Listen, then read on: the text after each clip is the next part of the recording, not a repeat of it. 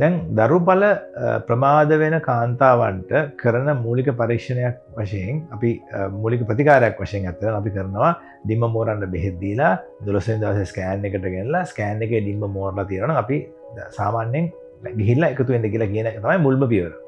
ඒ පියවරට answer කරන්නේ නැති ඒ පියවර සාර්ථකුන් නැත්නම් ඊගාවට කරන ප්‍රතිකාර ක්‍රමය ගැන කතා කරන්න තමයි අපි අද බලාපොරොත්තු වෙන්නේ. ඒක අපි කියනවා IUI නැත්නම් ඒකද අපි කරන්නේ අර පෙරසියම ඩිම්බ මෝරන්න කාන්තාවට දීලා මේ ඩිම්බ මේරුවද කියලා බලන ස්කෑන් පරීක්ෂාව කරලා දින 12න් ඊට පස්සේ අපි එන්නතක් ලබා දෙනවා ඒ මෝරච්ච ඩිම්බේ පිට වෙන්න.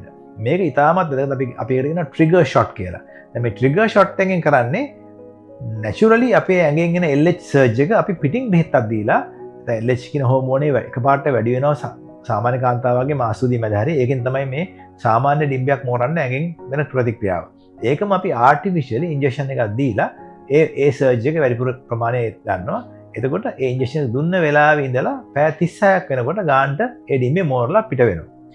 ඒ පිට වෙන වෙලාව බලලා ඒ කියන්නේ පැය 36ක් ගියාට පස්සේ අපි ධාතු තැන්පත් කිරීමක් නැත්නම් IUI ප්‍රතිකාරයට යනවා. ඒකදී අපි කරන්නේ හස්බන්ඩ්ගේ ධාතු අරගෙන ඒක ලැබ් එකට දුන්නාට පස්සේ ලැබ් එකෙන් අපි ඒ ධාතු වල තියෙන හොඳ ධාතු අධික වේගෙන් පීනගෙන යන්න පුළුවන්.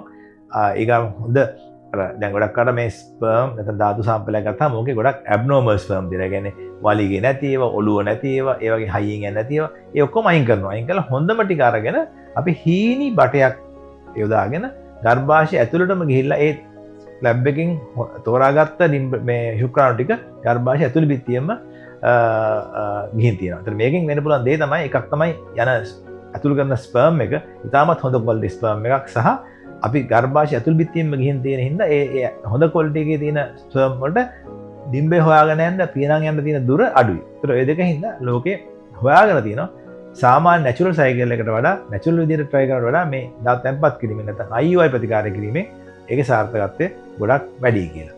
ඒක තමයි අපි දැන් අපි කතා කරන්න බලාපොරොත්තු වෙන්නේ මේ IUI ප්‍රතිකාරය ගැන.